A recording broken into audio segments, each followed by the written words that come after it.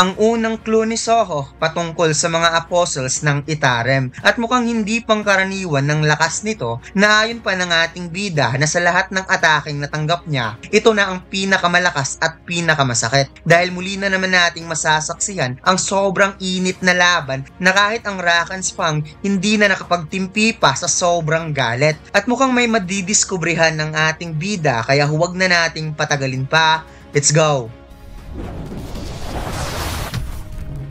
Nagsimula ang chapter na ito kung saan literal na tumama ang landing kick ni Soho sa mukha ng hunter na gustong pagsamantalahan ng babae. Kaya napatulala ang tatlong hunter na kasamahan nito sa sobrang gulat dahil hindi nila kalaing may intruder palang nagmamasid sa kanila.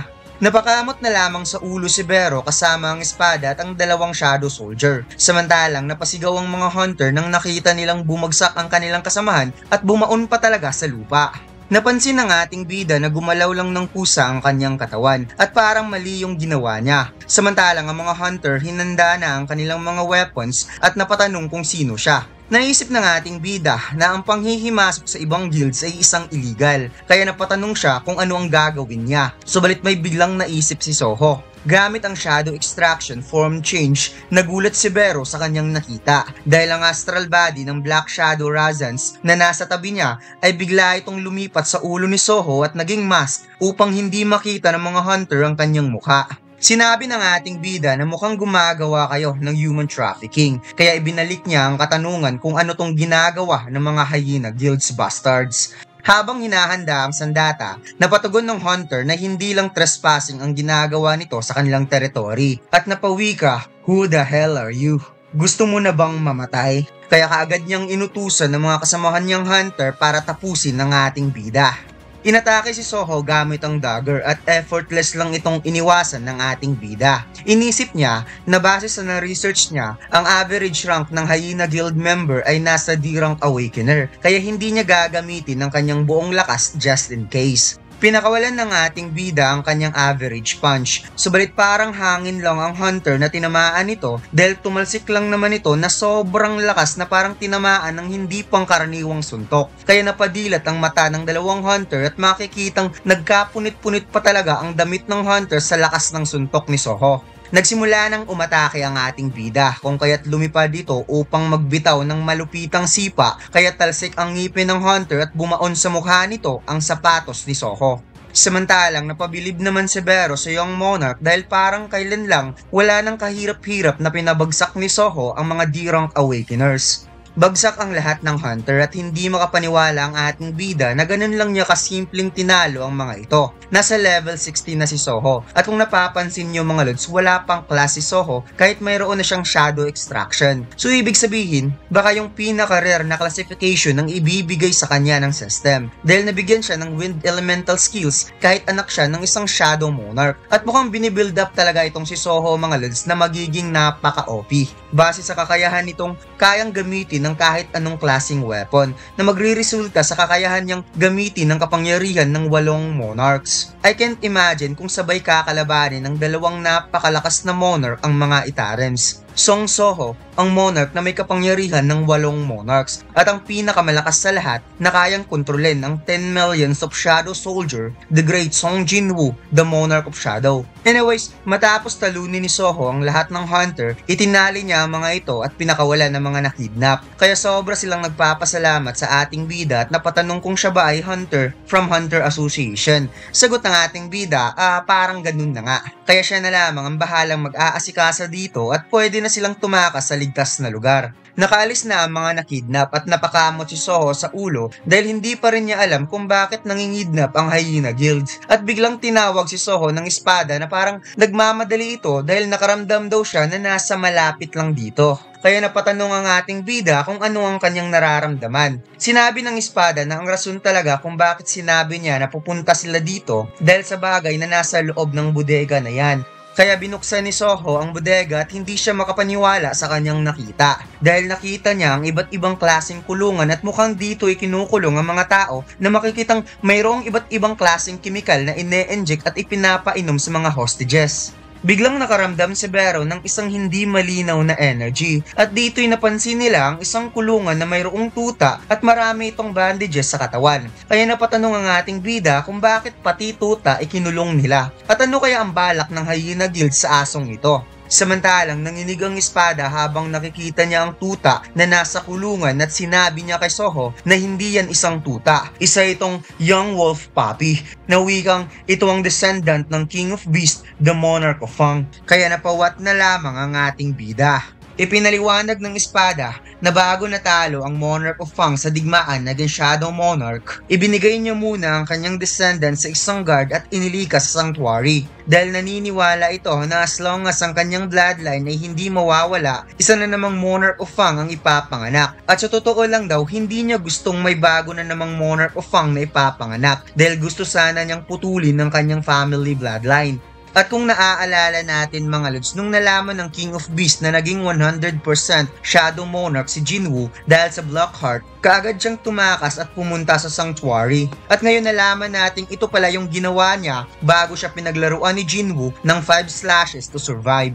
Nakuha na ni Soho ang wolf puppy at sinabi ni Vero na sigurado siya na ang mahinang energy na ito ay pagmamay-ari ng Monarch of Fang. At dagdag pa ni Vero na mukhang napakahina na ng young wolf kaya kung iiwan nila ito ay mamamatay.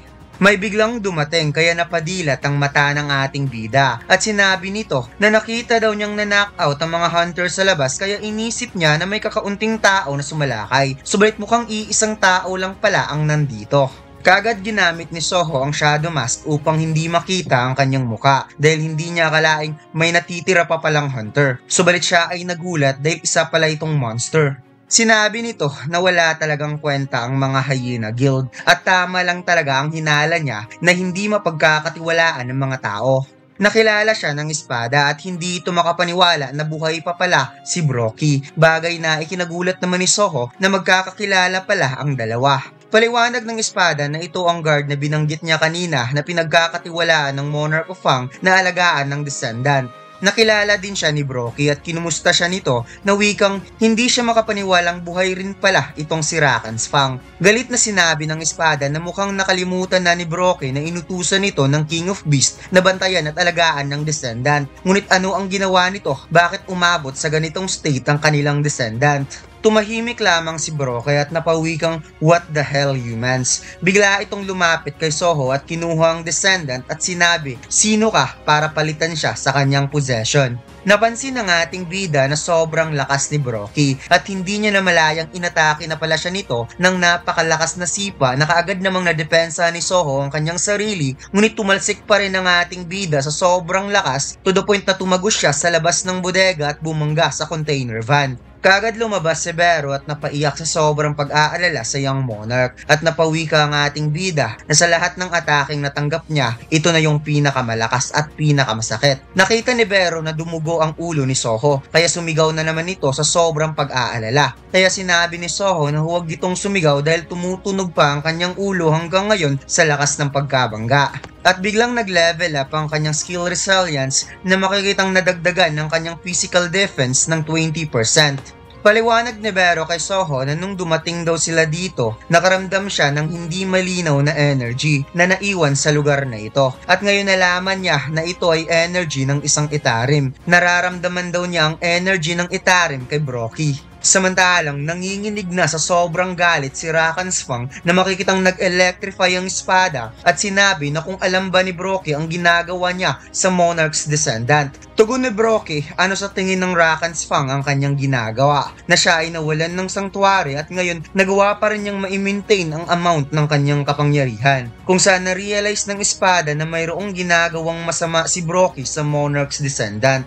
Paliwanag ni Brookie, as a survival of the fittest state, ang mga malalakas ang dapat makakasurvive at ang mga mahihina ay nakadepende ang kanilang survival sa mga malalakas. At dagdag pa niya na meron din silang batas na sinusunod na ang mga mahihina ay dapat magiging nutrisyon ng mga malalakas. Although mahina ang descendant na ito pero ang origin family bloodline ay galing sa Monarch of Fang na pwede niyang sabihin optimal source of nutrition. Kaya ito ang kanyang ginagawa, kinukonsume ang lakas ng Monarch's descendant na ayon pa niya, lagi niyang iniinom ang dugo ng wolf puppy which contained the Monarch's bloodline. Kaya mas lalong nagalit ang espada. Sinabi ni Brockie na sisiguraduhin niyang mapapatay itong si Rakan's Fang dahil wala naman itong magagawa. The fact na namatay ang King of Beast Rakan, ibig sabihin nito ang kanilang monarch ay napakahina at siya lang ang malakas dahil siya lang ang nakasurvive at karapat-dapat na tawaging susunod na magiging monarch of Fang.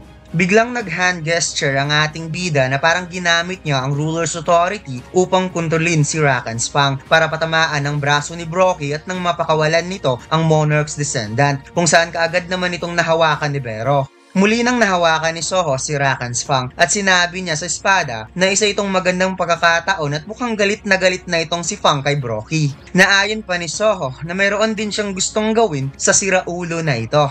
At dito'y sinabi ng ating bida na ito ang unang alliance ng Shadow and Fang, its harem. At ngayon finally, nakita niya na ang clue na pwedeng makakonek sa kanyang ama. Samantalang biglang umapaw ang napakalakas na kapangyarihan ni Brockie at unti-unti itong lumalaki. At napawikang napakaingay talaga ng mga insektong ito. At huwag mag-alala, papatayin kita. Pagkatapos ipinakita ang mata ni Brockie na mayroong kakaibang simbolo. At dito lang nagtatapos ang ating kwento mga lods. Huwag mo sanang kalimutang mag-like, comment at mag-subscribe sa ating YouTube channel at mag-follow sa ating Facebook page. Salamat!